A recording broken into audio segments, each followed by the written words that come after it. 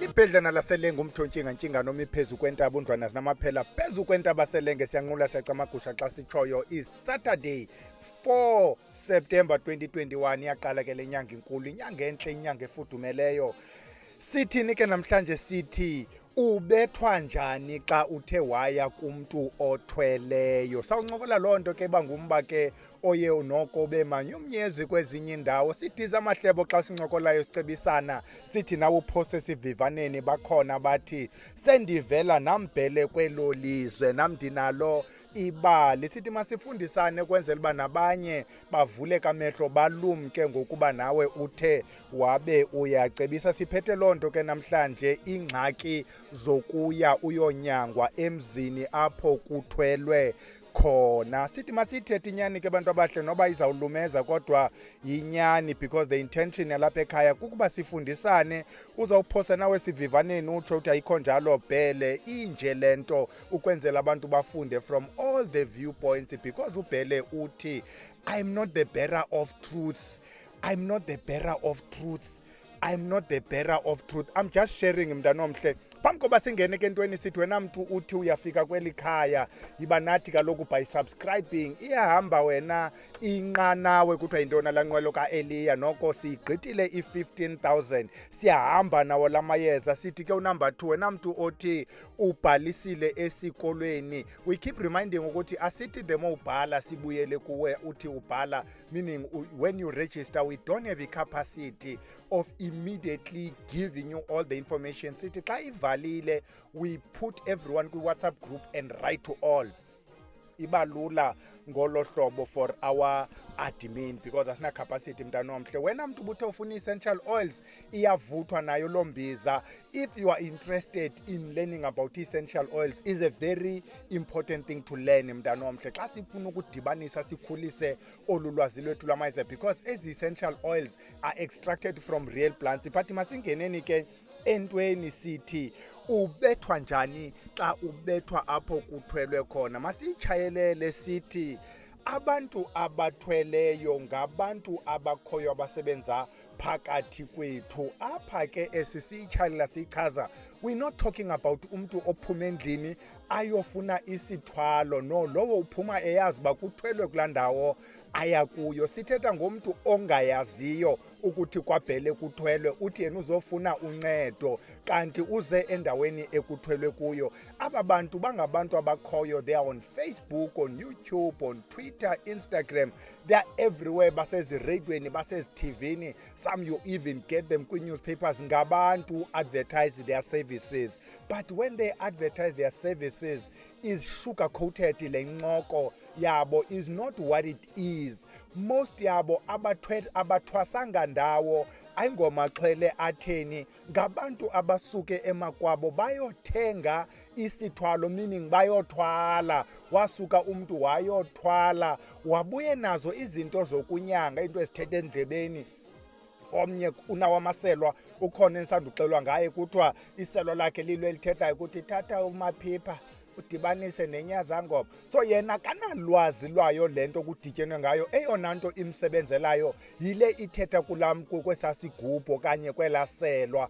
Abanye babo bathenge ezi zinto zile migubu ikhothwayo ekuthiwa zizizwe zizo ezikunika indaba. Emva kobefumene into eza kunika indaba ayofuna ke ngoku le nto azawunyanga ngayo. Aba bantu sithetha ngabo mntanomhle bazawuthi xa bethetha kwezi platforms kuthethwa kuzo uthethe ezingxaki unazo. Uqonda uba oyena mntu uzawundinceda nankumani ngubhele uyayazi ingxaki yam. Uyichaza ukusuka nokuhlala njengoba ethetha nje kule kona ingathi uthetha nam lo bhele ndini. And most yabo they ooze money. If you look at them, if uyabajonga you can tell ukuthi lo mntu sefikile manenkululekweni le yayilwelwa ngoHector Peterson noSteve Biko. Yena lo mntu ukuyo le mali kuthethwa ngayo senayo. Sithi they ooze hope.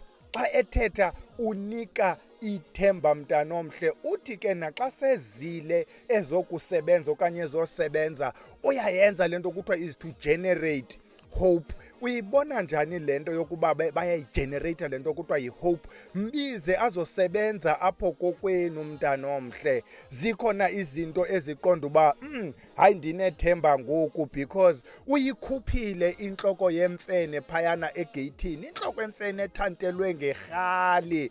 Uvele ubone nje uba kusetyenziswa ithantelwe ngerhali kube kwiqhinane elithile into ebuntsimbi kuthiwa nantsi ke yona nto bibambe ubomi bakho masijikele phaya emva kwendlu. Xa kujikelwa ngapha kuphinde kombiwe inyoka eginya imali, ubone uba ndingenamali nje ndiphupha inyoka nje. Yile nyoka kungenwa apha endlini kuvunduzwe emiqameleni neematrasi kukho into ezawuphuma. Utsho ke ngoku umntana omhle ube nalo ithemba, uyibone le nto ibikubambile ukuthi tyeni hayi ke ndincedakele. Abanye ke bade bakhuphe noboya apha edongeni, solid wall, athi ngesandla kuphume uboya, iinwele eziseplastikini eziqhinelweyo. Ikhona into yokombulula, nasingayibaleki loo nto. Bakhona abantu abombululayo ngokothunywa zizihlwele, bakhona ke ngoku ababombulula ngokwezi zinto zabo. Kukhutshwa izinto ekonkritini, khutshwa itoti egcwele izinto oqonda uba ziyoyikeka ezi zinto. Ngabo bantu ke bayalinika ke ithemba mntana omhle, uthi xa yenziwe loo nto uphume unalo ithemba. Baphinde bathi kuwe ezona ngxaki unazo wena Bhele ezininzi zisedlozini. Uqonde ke nyhani ukuthi ikhe yathethwa le nto, and masiyigxininise into ethi most of our problems in the main, ii-problems zethu singaba bantu zisesihlweleni. Any person who's had a session with us, before we know ukuthi kutheni ubhukishe i-session, we start by talking to you. Sizama uku-understanda wena in totality before ube ke ngoku uyalibalisa ibali lakho. Then we ask questions. The first thing, any person who's booked an appointment with us uyayazi ukuthi uba siyafuna ujonga ukuthi kwenzeka ntoni kubantu bakokwenu, amatyala kwathini, amathongo athini, so that xa sibone ukuthi hayi no, iingxaki zasehlweleni zikhona but they're not urgent, nantsi into isekuthakathweni, sibe ke siyangena because thina sihlole mntana omhle, sincokola nawe your problems. Bazawutsho ke ukuthi ingxaki sehlweleni, then ke ngoku baphinde bakunika ithemba ukuthi eyona nto izayilungisa le nto kukubana mna ndikungenisele la madlozi akokwenu angene. Uyayibona ke ngoku inoyisile nini into othetha notata omkhulu benu nogogo benu, kufuneka nibize uBhele azobiza abantu bakwatshezi. Yapotyakala ke ngoku ibhobhile kusenjalo. We've seen cases, nani nina bamameleyo, you'll also have your own stories to tell. I just want to tell two stories. One is recent, into yale nyanga iphelileyo. Ndibizwa lixhego apha ekuhlaleni elinyangayo elithi Bhele, I just want to bounce this with you. I think I've shared le nto before. I want to bounce this with you just to check if andibethwa kukutshintsha kwamaxesha. Uthi ikhona na into ethi umntana, I hope le nto ayizutseba ndawo but masiyithethe inyani. Nakho kulo mzi kuthiwa umkhonto walapha kweli khaya umdaka, so kufuneka uhlanjwe umkhonto. Nanku efika lo mntu ufumene umntu okuhlamba umkhonto all the way from Cape Town, bayasuka baya kuloo lali yakuGatyane. Xa kufikwa kuyohlanjwa lo mkhonto, lo mntana uyintombazana uze nalo mntu unyangayo, kufuneka the two of them bathathe lo mkhonto weli khaya, kuthathwe igusha, kuhliwe nale gusha, kuyoxhelwa le gusha emlanjeni. Kuloo nto izawukwenziwa lo mntana uze nale ndoda inyangayo, into azawuyenza yena uzawusela igazi lale gusha. Xa igqitywa le gusha kuthathwa igazi layo kuhlanjwe lo mkhonto and then igusha yonke igityiselwe emlanjeni. Ndizibuza into enye ukuthi abantu abadala belikhaya bakhe bayiva phi into yoba kuthi umkhonto uhlanjwa ngolo hlobo. The second story, yona they say is not far from me but ke is far, ukwenzela uba le nto ingabuyize kum. Apha kulo mzi kwenziwa umsebenzi nawo kuthiwa kungeniswa izihlwele. Is the same case ke, nanko umntana uze nomntu onyangayo all the way from loo ndawo. Xa kufikwayo kukho iibhokhwe zimbini. Ibhokhwe yokuqala izawuxhelelwa ngaphandle kwekhaya.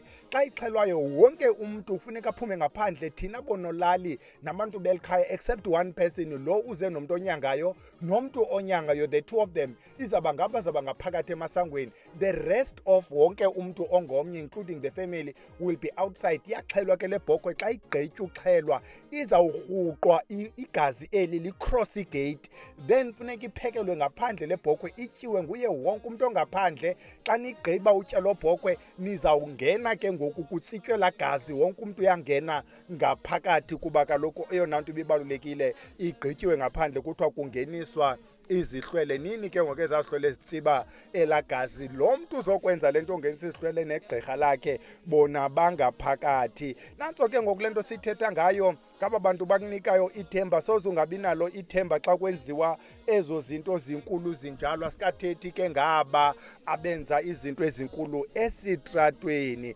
Nanku ke ngoku mba ozawuthi ujonge xa bezile aba bantu bezonyanga. Kuzawuthiwa kweli khaya kukho inyoka. Ube uyazi na uba kukho inyoka kudala ubhele ejikeleza ejijisana nale nyoka. Le nyoka ayihambi. Ifikile ke le ndoda. I hope ke akuzubakho sound izawubambana, because kufuneka nditshajise nale bhetri endilibele ukuyitshajisa.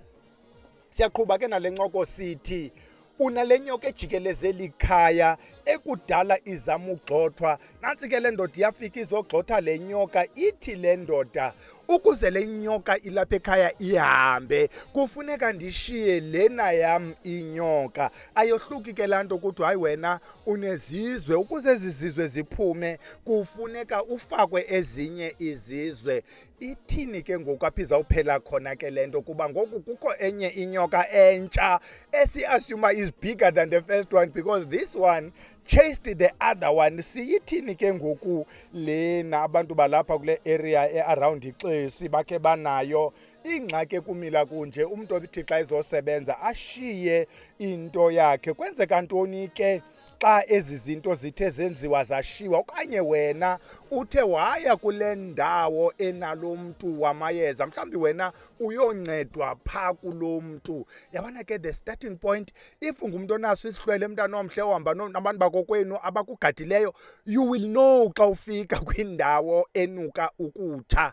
You will know ukuthi apha akumnandanga, akukho kuhle. Number one, xa sewugodukile, hayi mntana omhle, uzawuphupha mani laa ndoda ubuye kuyo mani. Uzayiphupha noba uyiphuphile apha eyadini, uyiphupha uselawundi, uyiphupha, but uzayiphupha le ndoda. Asiyilibelanga mos neyokubana ixesha elininzi abayilibali into ethi thwasa. Noba ubuyele uyityiwa sisisu, ndityiwa sisisu, uthi kufuneka uthwase, endifuneka uthwasa apha kuye, uzawumphupha ke, umphuphe ingathi uzokufuna ukuthwasisa. Number two, ubuya unaso mani isilwane. Ingxaki ubungenayo sewunayo ngoku. Uba ungumntu ongutata sewunabo sisi bakujikelezayo, ukuba ngumntu ongumama sewunala madoda asebusuku akujikelezayo, sekho la masana kuncancayo. Number three, your life get messed up.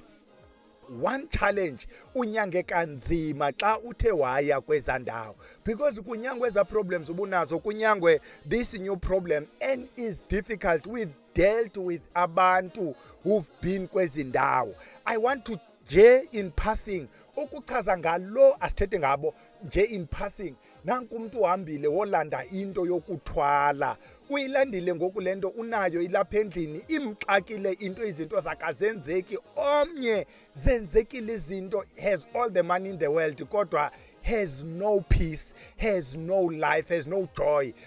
Ndingenza njani ukulahla le nto? I remember my poverty.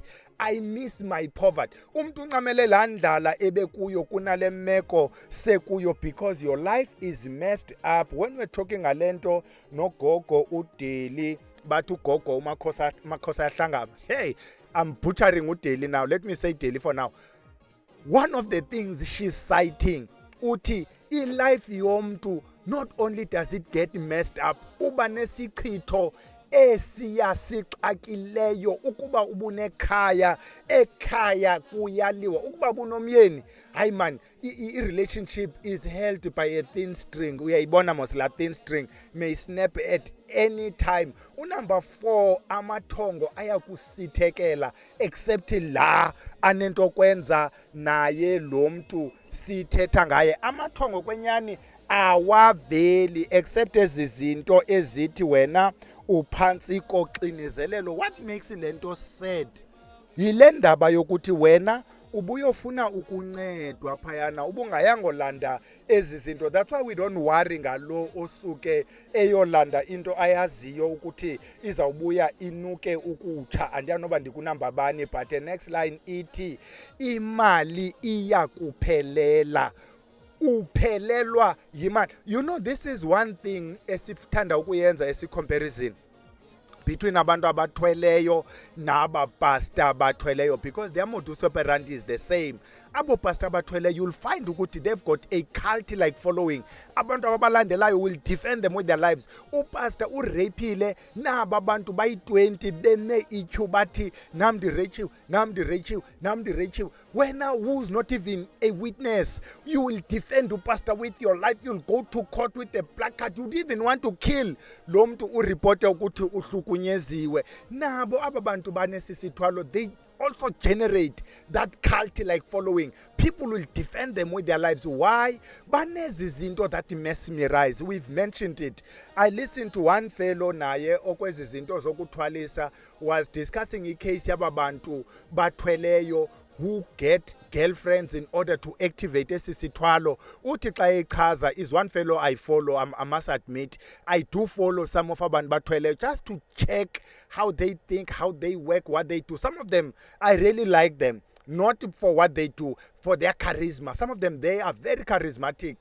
I like them for their charisma. Some of them are very informative. They even inform you ngesisithwalo and warn you while inviting you kubuzothwala at the same time. Even though some of them, they will also couch the story by saying, hayi esalapha ekhaya isithwalo sihamba nedlozi, hey siphakamisa idlozi, and we've agreed ukuthi xa uyothwala is true. Kuphakanyiswa idlozi. Remember kwehlole zakokwenu bakhona babangapha kwegate babethakatha bethwele bebulala betheni ngamadlozi akokwenu amdaka. Kuphakanyiswa sibhele sikunamba bani sithi they are expensive. If ufikile kwaba bantu ukuba uzobethelela kokwenu, you can tell man from the money that you'll be charged ukuthi yey kuthwelwe kweli khaya bade naxa bekuhlola babiza imali ezi-ridiculous ekuhloleni nje qwaba. Abonqeni mani ukuthi 35,000 for ukukunyanga wahanza kugesela idlozi lakokwenu 35,000. Elidlozi liphume ngamali nje balingena duru kangaka. Elidlozi thina xa sizingenisela, how much will it cost us? Because ubhele keeps saying idlozi lekhaya lingeniswa ngabantu bekhaya. Dr. Nokzola Mndende once argued a point which is true. I remember paying tribute to Dr. Nokzola Mndende because Dr. Nokzola Mndende ukwinkolo yakwantu, and is very true kwinto yenkolo yakwantu. I know there are people who are in a collision course with her because of its differences. Inkolo yakwantu is not codified. Akukho nto ekuthiwa si-straight line. Inkolo yakwantu, a lot of it has a lot to do with the logic. What makes sense to you? Besenziwa njani ngotatomkhulu bakho na ulandele loo nto. Dr. Nokzola Mndende argued a point yokuthi ngokwendlela ofihlwa ngayo mntu ongutata, xa ungcwatywa akukhokheli mfundisi phambi kwakho, kukhokhela umntu wakokwenu omdala kunawe. If akekho umntu wakokwenu omdala kunawe, mhlawumbi uselixhego elishekileyo, kukhokhela umntu ozemva kwakho umninawo wakho, because apho uyakhona awuyi ku-Esawu ngabo kwabantu basebhayibhileni, uya kubantu bakokwenu. So ukhokhelwa ngabantu bakokwenu, ngabo bazawufika bathethe nasedlakeni, bathethe phezu kwebhokisi yakho. Aba bantu bakokwenu ngabo abazawuphinde bakwenzela inkomo yokukukhapha. Awuzukhatshwa ngumfundisi ubhele, ukhatshwa ngabantu bakokwenu abazawuthetha nezihlwele bathi nanku ubani unyana wenu, umoya wakhe siwunikela kuni, sikunamba bani kanene. Sithi these people abathweleyo, they have the ability yokugenerate i-crowds. You can tell passing by ukuthi yayi kugcwele apha. Lonto on its own inika ithemba, because xa kugcwele kwabhele it means ubhele uyanyanga. abantu abanoza bebaninzi kangaka kodwa abanyangeki. La makhulu wapha ezantsi ekutshoneleni obona umuntu omnye sithi akanyange because akugcwelanga. If nje you were to follow the crowds, check how many of them 5 days 10 days later abathi problems abo zisolvekile, because i-problems zabo abantu abaye kumntu othweleyo azisolveki. Kubakho nje that relief. Ukubone xa bekuzoqiniswa, I have people abakhe baqiniselwa ngabantu bathweleyo for 10 days, 20 days, you have that relief because psychologically you have seen miracles, you've seen magic. So your brain is telling you ukuthi kusetyenziwe. 30 days later, your problems are back and even worse. Masiyichaze nalena esunumber last, andiyanoba ndikunumber bani, andizazi nendizitsibileyo and andizuyozikhangela because ndizawubhuda. They are very pompous, man, abantu bakhona. Listen to them talking about ezi zinto zabo. One of the things they will tell you ukuthi akekho omnye umntu onayo into ethile apha. I'm the only one. Omnye kuchazela ukuthi lento ndinyanga ngayo inkulu eliyeza ndalifumana ngapha eZanzibar. Ndalifumana enlandawo kuyiwa kuyo akukho mntu ufikayo. Ndaya ndadibana nexhego landinika lento. I'm the only one. That place is so far ago, so far away. How did you get there? How did you get to know about lo mntu? Bakuxela ukuthi ukuze uyifumane into ethile funeka kunethe imvula enkulu nomoya omkhulu, then you travel. Hayibo, how do you do that? Yebona ke apha kuthethwa no school no church. If uyabamamela abantu abathweleyo, I'm just saying as me. If uyabamamela abantu, they make sense kumntu who's not able to apply his or her own mind. Uva nezindlela abathwalisa ngazo ubona ba lena into is just so ridiculous, but it makes sense kuwe because when you want hope. Nansi into besithetha ngayo sithi mntanomhle, if abantu bakokwenu are able to protect you, bacenge man uyibaleke indawo enuka ukutsha. We keep saying xa uphuma usiya kumuntu amayeza, tshisa impepho ucela indlela uthi kubantu bakokwenu ukuba le ndawo ndiya kuyo niyandivumela ukuba mandiyofika, uba anindivumeli ndiboniseni ii-signs. What I've learned before ndiyenze into yokusebenza ngamayeza, bendikwazi uze emzini ndibone ukuthi apha ndizawube ndithi nje ndizocela indaba. Ukuba bathi abanazo indaba ndicela xolo, no bendingayazi ukuba indaba azikho apha. Ukuba uze kwaBhele ubone ubumoya wakho ukuxelela ukuthi kurongo apha, buza nje into noyibuza, noba uthe ucela indaba uBhele athi asinazi indaba, ucela uxolo ngomblokela iline uphuma ugoduke, kunoba ube neproblem ezawu-eda phezu kwalena ubunayo. Ingathi siyitsalile ke eya namhlanje because ke ibinde imnandi njalo. Siyayeka ke iyalala, sizawudibana tomorrow ku-Spiritual Sunday. Abantu ke kule session besinayo ye-palm reading, they got so nice and confused. We will start nje very simply tomorrow ngoku-recapa eza lines zifo besithethe ngazo and then we add. Masiyeke nilale ke sidibane ngomso xa sisenza i-palm reading. Very soon we'll all be palm readers, Camagu.